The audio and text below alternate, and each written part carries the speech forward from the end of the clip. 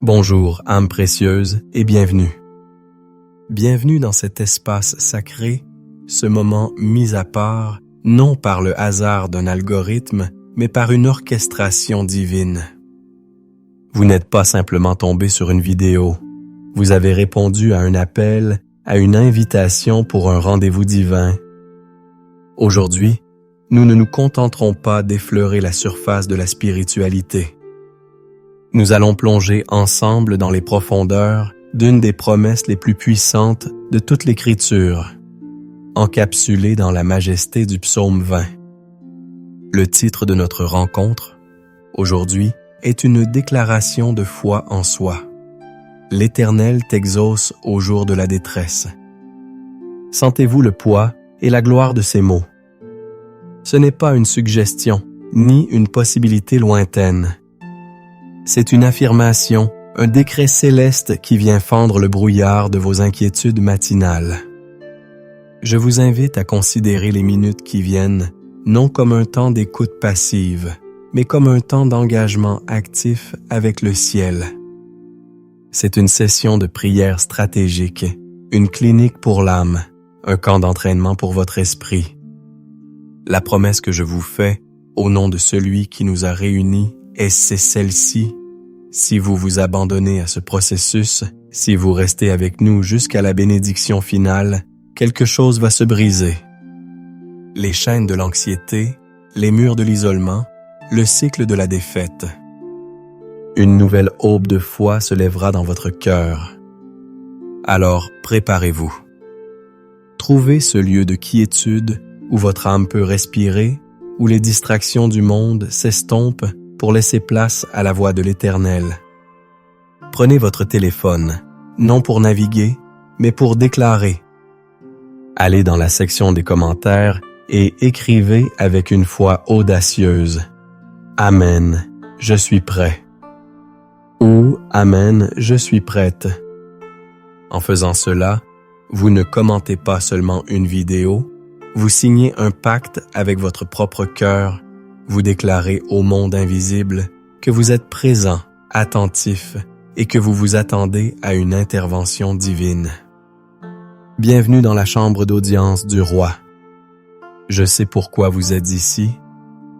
Je le sais parce que la détresse est un langage universel que chaque cœur humain a appris à parler à un moment ou à un autre de son pèlerinage terrestre. Peut-être qu'en ce moment même, ce langage est la seule chose qui semble sortir de vos lèvres. La détresse. Ce mot, en hébreu, tzara, évoque l'idée d'un lieu étroit, d'un passage resserré, d'une situation qui vous serre et vous étouffe. C'est exactement ce que vous ressentez, n'est-ce pas? C'est ce poids sur votre poitrine dès le réveil, avant même que votre conscience ne soit pleinement alerte. C'est un visiteur indésirable, qui ne s'est pas annoncé mais qui a pris ses quartiers dans votre esprit. C'est le fantôme des factures impayées, du diagnostic médical en suspens, de la relation brisée, de l'avenir incertain. C'est la peur qui murmure des mensonges au creux de l'oreille. Tu n'y arriveras pas. Tu es seul. Personne ne comprend. Dieu lui-même est silencieux. La détresse n'est pas qu'une émotion, c'est un environnement. Elle colore la lumière du matin d'une teinte grise et donne au silence de la nuit un son assourdissant. Elle vous fait regarder votre téléphone avec appréhension, craignant le prochain appel, le prochain message, la prochaine mauvaise nouvelle.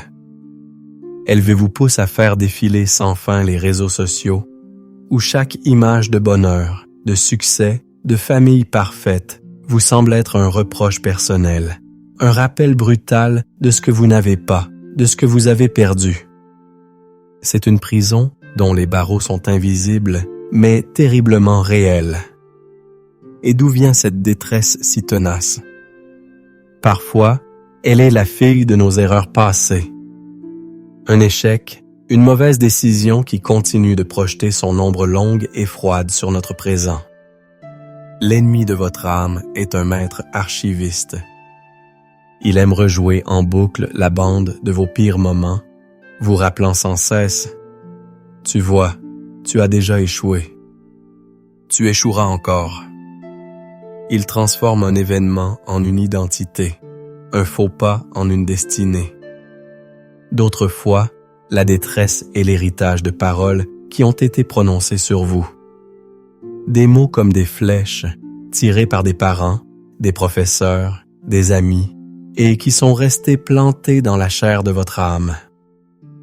Tu n'es pas assez bon. Tu es trop sensible. Tu ne réussiras jamais. Ces scripts familiaux, ces prophéties autoréalisatrices négatives deviennent la trame sonore de notre vie, une musique funèbre qui nous empêche d'entendre la mélodie de la grâce de Dieu. Nous finissons par croire que cette voix critique est notre propre voix, ou pire, la voix de Dieu. La détresse peut aussi naître de la comparaison, ce poison subtil de notre génération. Dans un monde hyper connecté, nous ne nous comparons plus seulement à notre voisin, mais à des millions d'étrangers dont la vie est soigneusement mise en scène. Nous comparons notre chapitre 3 au chapitre 20 de quelqu'un d'autre et nous nous sentons en retard, inadéquats, oubliés de Dieu.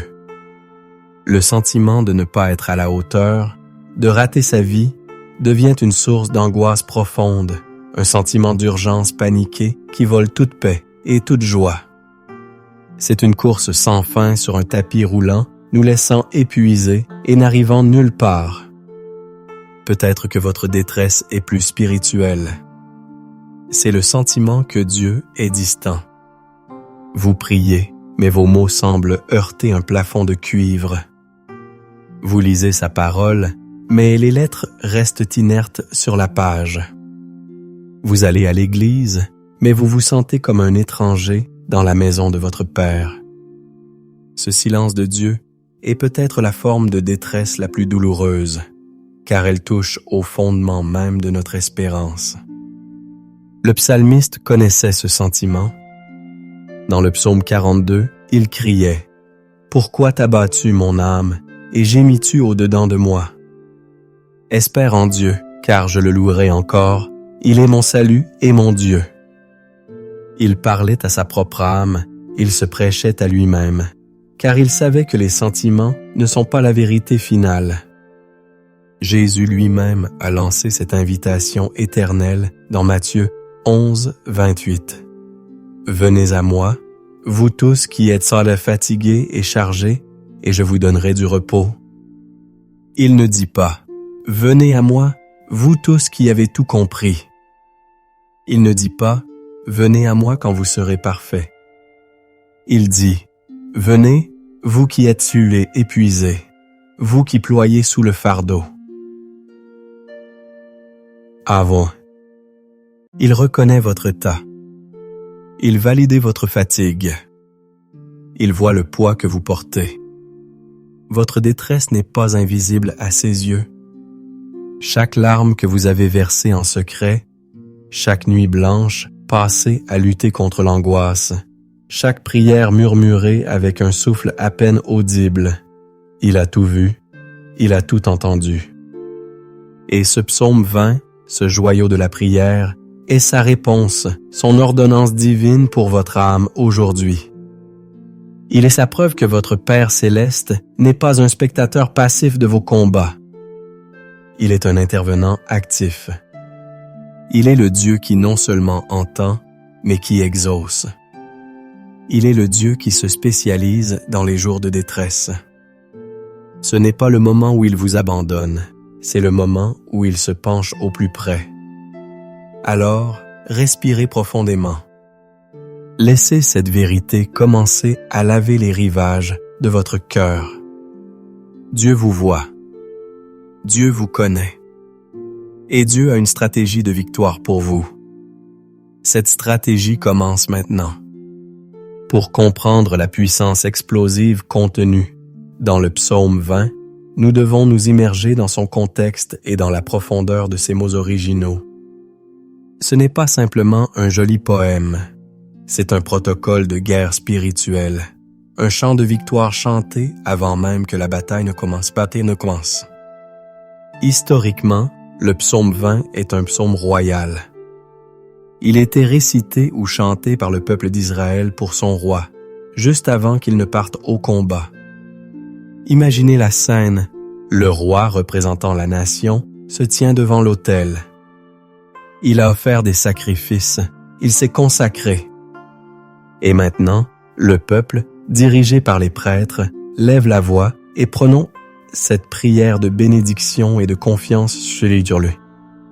Aujourd'hui, la bonne nouvelle, c'est que par Jésus-Christ, vous avez été fait un royaume des sacrificateurs pour Dieu son Père. Apocalypse ou en Chèques. Vous êtes de sang royal. Ce psaume n'est donc plus seulement pour un roi terrestre, il est pour vous. Il est pour vous, l'entrepreneur qui entre dans la bataille du marché. Il est pour vous, le parent qui combat pour le cœur de ses enfants. Il est pour vous, l'étudiant qui affronte des examens cruciaux. Il est pour vous, le malade qui lutte pour sa santé. Chaque jour est un champ de bataille, et ce psaume est votre hymne de guerre. Regardons de plus près. Le verset 1 commence par une déclaration qui est le cœur de notre méditation. Que l'Éternel t'exauce au jour de la détresse, que le nom du Dieu de Jacob te protège, que le nom du... Le mot hébreu pour exauce est Anna. Ce mot est bien plus riche que notre simple entendre. Anna signifie répondre, réagir, témoigner, s'occuper d'eux. Il ne s'agit pas d'une écoute passive. C'est une écoute qui déclenche une action. Quand la Bible dit que Dieu vous Anna, elle dit que votre prière est montée jusqu'à son trône et a activé son bras puissant. Et quand cela se produit-il? Au jour de la détresse. La détresse n'est pas un signe de l'absence de Dieu, c'est le déclencheur de son intervention. C'est dans ce lieu étroit, ce tsara, que le pouvoir de Dieu se manifeste de la manière la plus éclatante. La seconde partie du verset dit que le nom du Dieu de Jacob te protège. Le mot hébreu pour protéger. Déjà, ici est misgav. Il signifie littéralement placé en lieu élevé dans une forteresse inaccessible. Ce n'est pas une petite protection. C'est Dieu qui vous prend de la vallée de la bataille et vous place sur un rocher si haut que les flèches de l'ennemi ne peuvent vous atteindre. Il vous donne une perspective divine sur votre situation. Et pourquoi le Dieu de Jacob? Parce que Jacob était le lutteur, l'imparfait, celui qui a lutté avec Dieu et qui en est sorti transformé, boiteux mais béni. Invoquer le Dieu de Jacob, c'est invoquer le Dieu qui prend nos faiblesses, nos luttes, nos imperfections et qui les transforme en un témoignage de sa puissance et de sa grâce. Verset 2. Qu'il t'envoie du secours du sanctuaire et qu'il te soutienne de Sion. Le secours ne vient pas de n'importe où. Il vient du sanctuaire, le lieu de la présence de Dieu, le Saint des Saints. Cela signifie que votre aide n'est pas une aide terrestre, limitée et faillible. C'est une aide surnaturelle, sainte, pure, qui vient directement de la salle du trône de l'univers. Et qu'il te soutienne de Sion. Sion est la montagne de Dieu, le lieu de son gouvernement. Être soutenu de Sion, c'est être soutenu par toute l'autorité et toute la puissance du royaume des cieux. Verset 3. Qu'il se souvienne de toutes tes offrandes et qu'il agrée tes holocaustes. C'est un principe spirituel fondamental. Dieu n'oublie rien.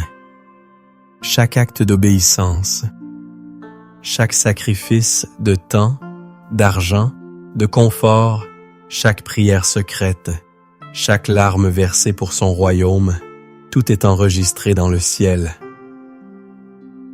Le mot pour offrande est mincha, qui désigne un cadeau, un tribut, un acte d'hommage. Dieu dit, « Je vois ton cœur, je vois ta dévotion, et au jour de ta détresse, je m'en souviens. » Pensez à Corneille dans le livre des Actes, dont les prières et les aumônes étaient montées devant Dieu comme un mémorial. Votre vie de consécration construit un mémorial devant le trône, et au jour du besoin, Dieu regarde ce mémorial et agit en votre faveur. Cela nous rappelle l'histoire d'Élie sur le mont Carmel. Face à 400 prophètes de Baal, dans un moment de détresse nationale, il a rebâti l'autel de l'Éternel, a préparé le sacrifice et a prié une prière simple mais puissante. « Réponds, Éternel, réponds-moi » et le feu est tombé. Dieu a honoré le sacrifice et a répondu d'une manière spectaculaire, validant son serviteur et retournant le cœur du peuple. Votre autel personnel de prière et de sacrifice est le lieu où le feu de Dieu peut descendre. Versets 4 et 5. Qu'il te donne ce que ton cœur désire et qu'il accomplisse tous tes desseins. Nous nous réjouirons de ton salut, nous lèverons l'étendard au nom de notre Dieu. Que l'Éternel accomplisse tous tes vœux. C'est une promesse de faveur et d'accomplissement. Quand notre cœur est aligné sur celui de Dieu, nos désirs deviennent ses désirs pour nous. Ce n'est pas un chèque en blanc pour des caprices égoïstes, mais une assurance que lorsque nous cherchons d'abord son royaume, il prend plaisir à accomplir les rêves et les projets qu'il a lui-même placés en nous. Le peuple déclare alors par la foi, « Nous nous réjouirons de ton salut. » Il célèbre la victoire avant de l'avoir vue. C'est le langage de la foi. Ils lèvent l'étendard au nom de notre Dieu, proclamant que la victoire appartiendra à l'Éternel. Vient ensuite le pivot du psaume au verset 6, où la foi collective devient une certitude personnelle. Je sais déjà que l'Éternel sauve son ointe. Il l'exaucera des cieux, de sa sainte demeure, par le secours puissant de sa droite. La prière se transforme en prophétie. L'espoir devient une connaissance. Je sais déjà. C'est le point où nous devons tous arriver. Passer de « j'espère que Dieu va m'aider » à « je sais que Dieu m'a déjà exaucé ». Le secours vient de sa droite, le symbole de la puissance, de l'autorité et de l'action. C'est la même droite qui a ouvert la mer Rouge, qui a ressuscité Jésus d'entre les morts, et c'est cette même main toute puissante qui est étendue pour vous secourir. Et maintenant, le verset 7, le point culminant, la grande déclaration de dépendance. Les uns s'appuient sur leurs chars, les autres sur leurs chevaux. Nous invoquons le nom de l'Éternel, notre Dieu. Dieu. C'est la ligne de démarcation entre le royaume de ce monde et le royaume de Dieu. Les chars et les chevaux représentaient la puissance militaire la plus avancée de l'époque. C'était l'équivalent de la technologie de pointe, de la puissance financière, des connexions influentes d'aujourd'hui. Le monde met sa confiance dans ce qui est visible, quantifiable, humain. Mais le peuple de Dieu a une autre source de confiance. Nous invoquons le nom. Pas n'importe quel nom, mais le nom qui est au-dessus de tout nom. Le nom de Yahvé. Le nom de Jésus. Dans ce nom se trouve le pouvoir, l'autorité, la guérison, la délivrance. Pensez à David face à Goliath. Goliath est arrivé avec une armure, une lance, un bouclier, les chars et les chevaux de son temps. David est venu avec 5 pierres lisses et une déclaration de foi. « Tu marches contre moi avec l'épée, la lance et le javelot. Et moi, je marche contre toi au nom de l'Éternel des armées, du Dieu de l'armée d'Israël, que tu as insulté. Et l'issue du combat était déterminée non par la taille des armes, mais par la taille du Dieu invoqué. Quel est votre char aujourd'hui? Votre compte en banque? Votre intelligence? Votre réseau? Vos stratégies? Ce ne sont pas de mauvaises choses, mais si votre confiance ultime repose sur elles, elles s'effondreront. Le psaume nous appelle à transférer notre confiance de la créature au Créateur. L'histoire du roi Ézéchias face à l'invasion assyrienne est une illustration parfaite.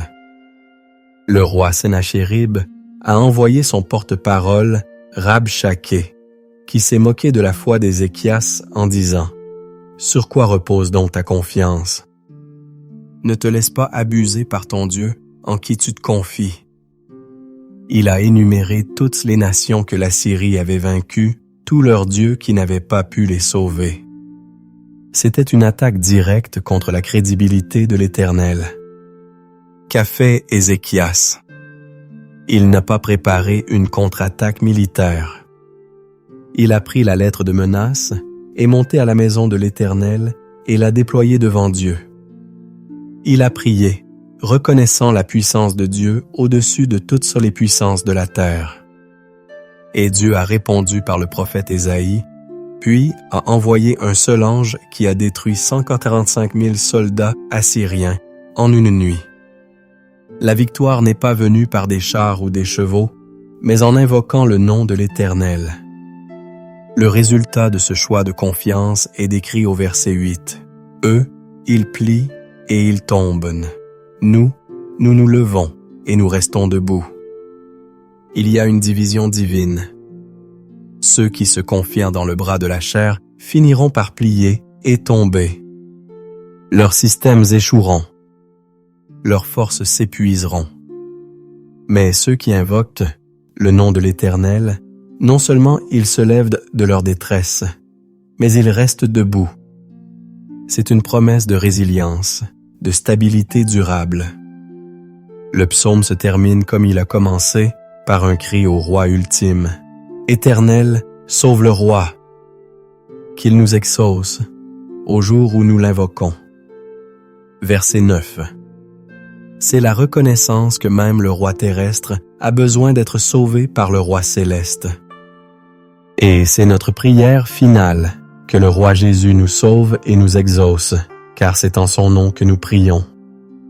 Ce psaume est donc une feuille de route pour la victoire.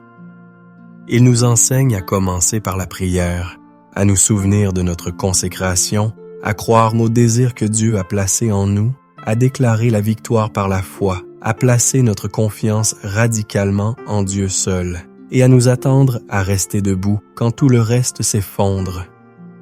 C'est le moment de passer de la théorie à la pratique. C'est le moment de faire de ce psaume non plus une lecture, mais une prière vivante. Maintenant, avant que nous n'entrions dans ce temps de prière intense, nous devons préparer le terrain de notre cœur. On ne se précipite pas dans la salle du trône. On y entre avec révérence, avec un cœur préparé. La prière qui déplace les montagnes est celle qui jaillit d'un sol purifié. Je vous invite à prendre un instant pour faire 3 choses essentielles. Vous repentir, pardonner et vous consacrer. Premièrement, la repentance. Regardons honnêtement nos cœurs. Où avons-nous placé notre confiance dans des chars et des chevaux?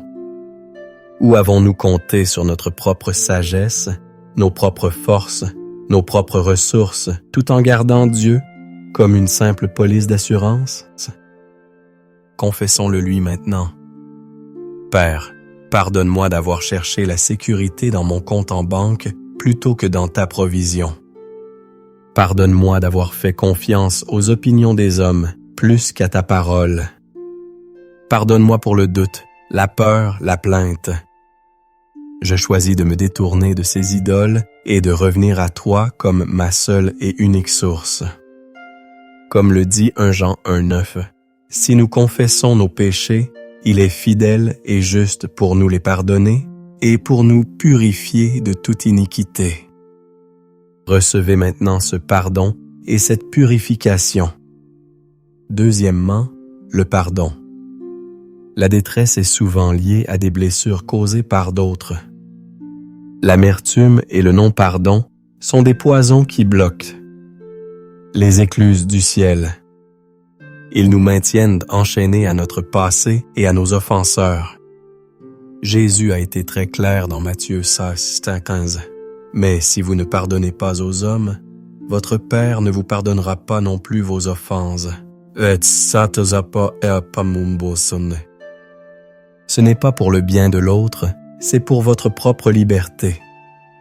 Qui devez-vous libérer aujourd'hui? Pas parce qu'il le mérite, mais parce que vous méritez d'être libre.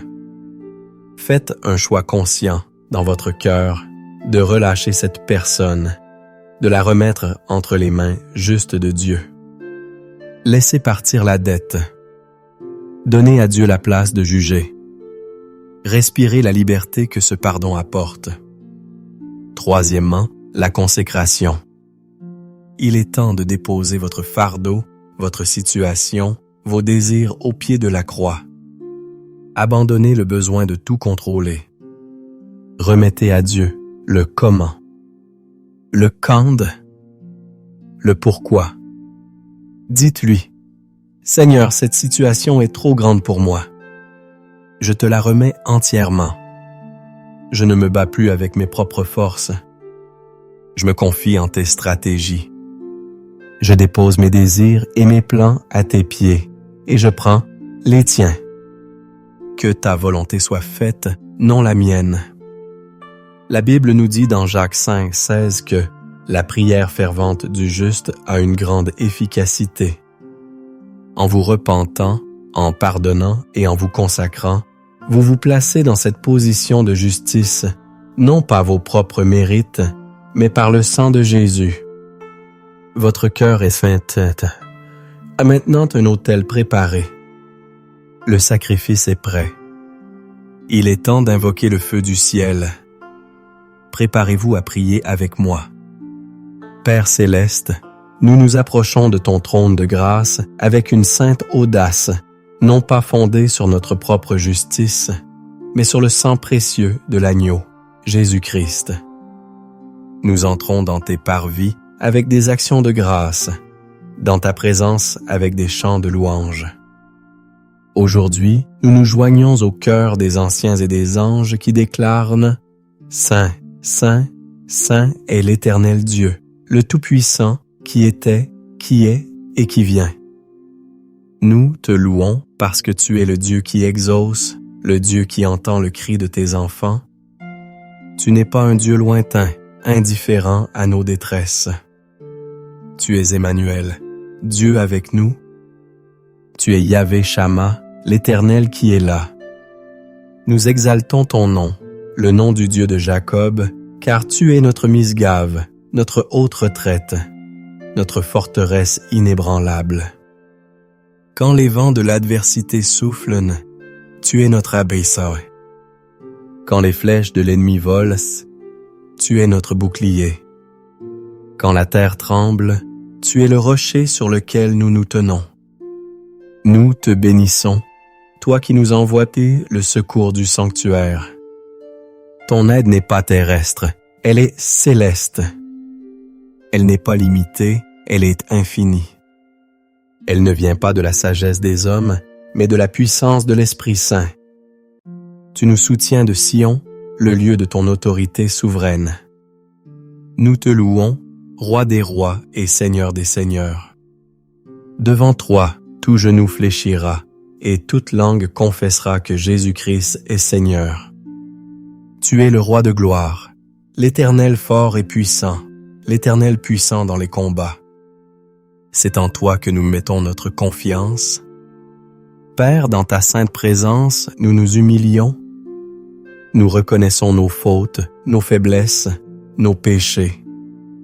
Nous te confessons les moments où nous avons douté de ta bonté, où nous avons murmuré contre ta providence. Pardonne-nous d'avoir eu peur, d'avoir laissé l'anxiété et l'inquiétude voler la paix que tu nous as donnée. Nous confessons spécifiquement notre tendance à nous appuyer sur les chars et les chevaux de ce monde. Seigneur, je dépose à tes pieds ma confiance dans mon salaire, dans mes économies, et je choisis de croire que tu es Jéhovah Jireh, mon pourvoyeur. Je dépose à tes pieds ma confiance dans les diagnostics des médecins, et je choisis de croire que tu es Jéhovah Rapha, le Dieu qui me guérit.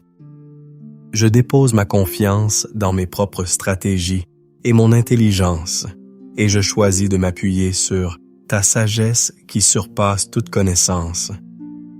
Je te remets maintenant le fardeau de ma détresse. Je le nomme devant toi, Seigneur. Cette détresse financière qui m'empêche de dormir, ce conflit familial qui déchire mon cœur, ce problème de santé qui consume mes forces, cette solitude qui me pèse, cette addiction contre laquelle je lutte en secret. Je ne le porte plus seul. Je le place sur l'autel. Je le lâche dans tes mains capables, dans tes mains percées. Je te confie l'issue. Je te confie le processus. Je m'abandonne à toi. Et maintenant, Père, armé de ta parole qui est l'épée de l'esprit, je me lève et je proclame les promesses du psaume 20 sur ma vie. Je déclare que l'Éternel m'exauce en ce jour de détresse. Je déclare que le nom du Dieu de Jacob me protège et me place dans une haute retraite au-dessus de mes circonstances. Je proclame que Dieu m'envoie du secours de son sanctuaire et qu'il me soutient de Sion. Je déclare que l'Éternel se souvient de toutes mes offrandes, de chaque prière, de chaque acte de foi, et qu'il agrée mon sacrifice de louange. Je déclare par la foi que le Seigneur me donne ce que mon cœur désire, selon sa volonté parfaite, et qu'il accomplit tous les desseins qu'il a formés pour ma vie. Je me réjouis d'avance pour le salut que tu m'accordes, et je lève l'étendard de la victoire au nom de Jésus. L'Éternel accomplit tous mes vœux. Je le sais maintenant. Je sais que l'Éternel sauve son oint. Je suis son oint, lavé dans le sang de Jésus. Il m'exaucera des cieux, de sa sainte demeure. Il me répondra par le secours puissant de sa droite. Je fais un choix conscient et délibéré aujourd'hui. Je ne m'appuierai pas sur les chars de la sagesse humaine, ni sur les chevaux de la force humaine. J'invoque le nom de l'Éternel, mon Dieu. Je proclame que pendant que les systèmes du monde plient et tombent, moi, par la grâce de Dieu, je me lève et je reste debout. Éternel, sauve-moi. Exauce-moi au jour où je t'invoque. Au nom puissant de Jésus-Christ, je me lève maintenant en autorité contre toute force des ténèbres qui s'est opposée à ma destinée. J'utilise l'autorité que tu m'as donnée pour lier sur la terre ce qui est lié dans le ciel auquel. Je brise toute forteresse de pensée qui a été érigée dans mon esprit par la peur, le doute, le mensonge et l'incrédulité. Je renverse tout raisonnement qui s'élève contre la connaissance de Christ et j'amène toute pensée captive à l'obéissance de Christ. Selon 2 Corinthiens 16:5. Tos. Je dénonce et je brise tout pacte intérieur que j'ai pu faire avec un esprit de défaite, d'apitoiement ou de passivité. Je me revêts de toutes les armes de cette et tes sérieuses, pas armes de service, appelées sur toutes les armes de Dieu pour résister aux ruses du diable.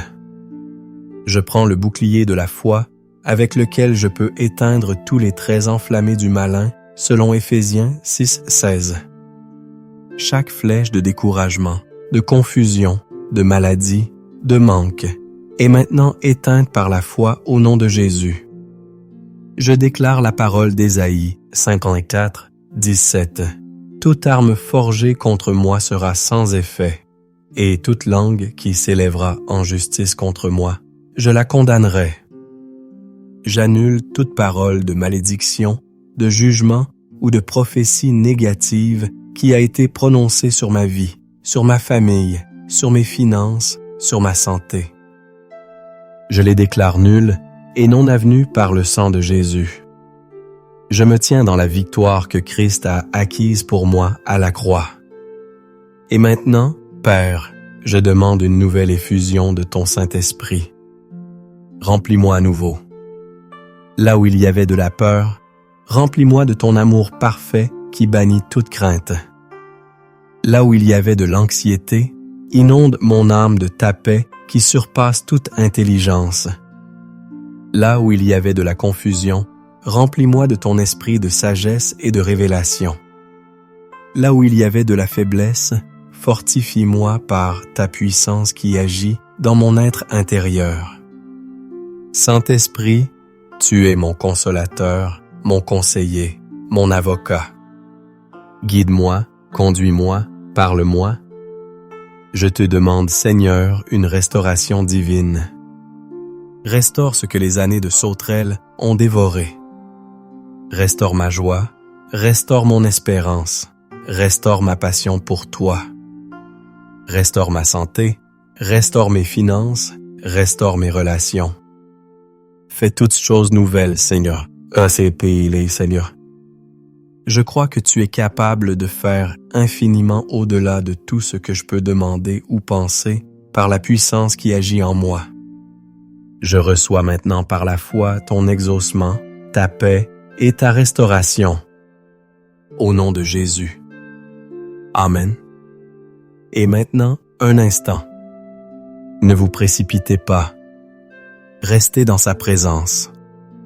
Cessez de parler. Cessez de demander. Écoutez.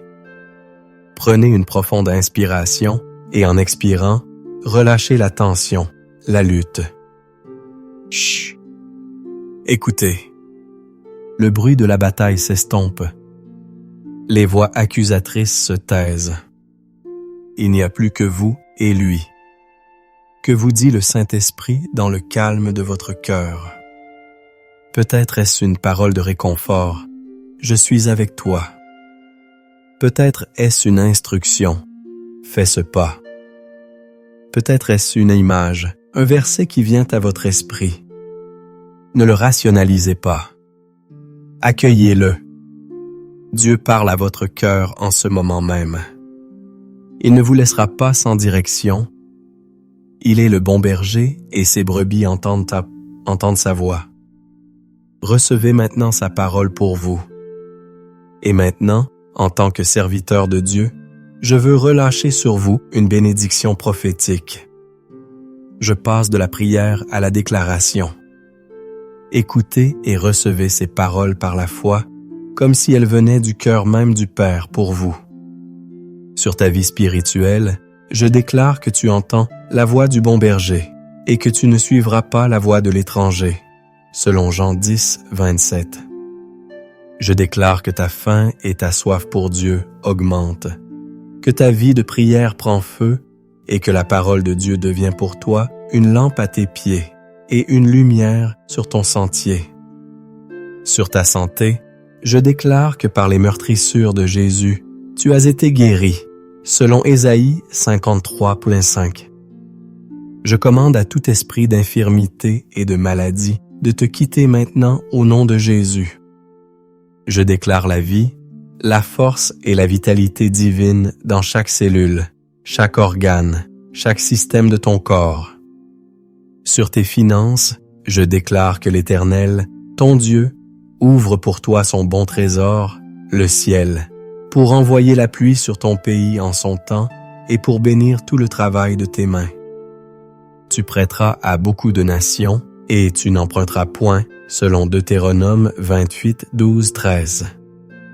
Je brise l'esprit de manque et de pauvreté et je relâche sur toi l'esprit d'abondance, de sagesse et de bonne gestion.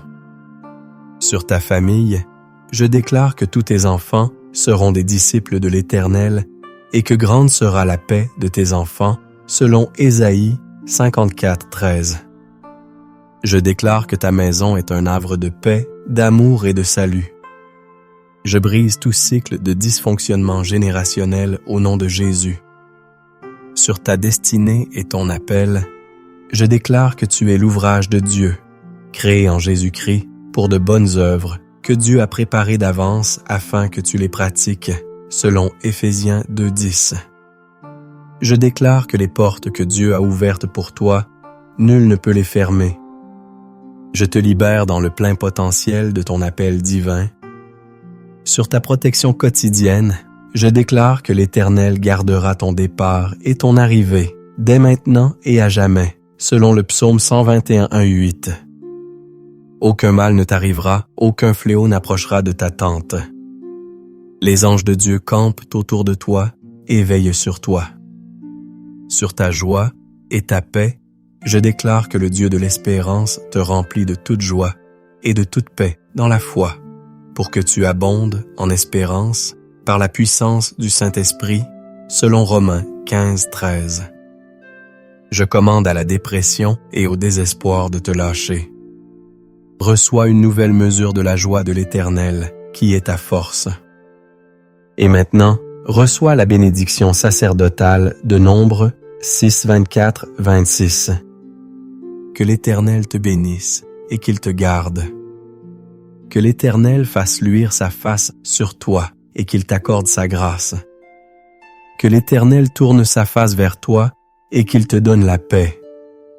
Au nom du Père, du Fils et du Saint-Esprit. Amen. Nous arrivons à la fin de notre temps ensemble, mais ce n'est pas une conclusion, c'est un commencement. Vous avez été équipés, rechargés et bénis. La promesse centrale du psaume 20 résonne maintenant dans votre esprit. L'Éternel vous exauce au jour de la détresse. Ne laissez pas cette parole s'évaporer. Accrochez-vous à elle. C'est votre ancre dans la tempête. Faites de ce psaume votre prière quotidienne. Je vous encourage à revenir à cette vidéo chaque matin pendant les 7 prochains jours. Laissez ces vérités s'enraciner si profondément dans votre âme qu'elles deviennent votre première réaction face à l'adversité et non votre dernier recours. La foi grandit en entendant et en entendant la parole de Christ. Permettez à cette parole de vous transformer de l'intérieur. Avant de partir, j'aimerais vous demander de faire 3 choses qui nous aideront à répandre cette espérance.